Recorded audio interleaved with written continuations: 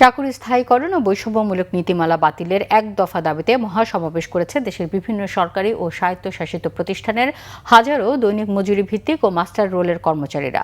শুক্রবার বিকেলে কেন্দ্রীয় শহীদ মিনারের সামনে আয়োজিত এই মহাসমাবেশে প্রধান অতিথির বক্তব্যে জাতীয়তাবাদী শ্রমিক দলের প্রধান সমন্বয়ক ও পাবনা ৫ আসনের সংসদ সদস্য শামসুর রহমান শিমুল বিশ্বাস বলেন, শ্রমিকদের ঘামের বদৌলতে দেশের অর্থনীতি পরিচালিত হলেও তারা এখনও উপেক্ষিত। বলেন, শ্রমিকরা শুধু নিজেদের ভাগ্যই বদলায় না, তারা পুরো দুনিয়ার ভাগ্য পরিবর্তন করে।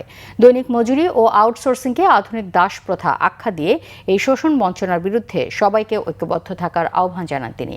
এ সময় শ্রমিকদের যে কোনো অধিকার আদায়ের আন্দোলনের সাথে থাকার আশ্বাস দেন চট্টগ্রাম ১০ আসনের সংসদ সদস্য সাইদ আল নোমান।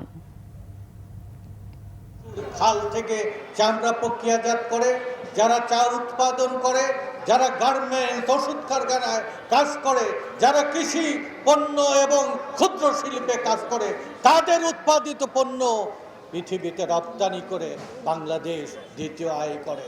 এই বাংলাদেশকে সচল রেখেছে যারা সেবা খাতের শ্রমিক, যারা বিদ্যুৎ শ্রমিক, যারা ওয়াসার শ্রমিক, যারা বিভিন্ন দপ্তর অধিদপ্তরের শ্রমিক, তাদের সময় আর পরিশ্রমে এবং পরিবহন শ্রমিকদের অবদানে এই অর্থনীতি এবং সমাজ সচল রয়েছেন।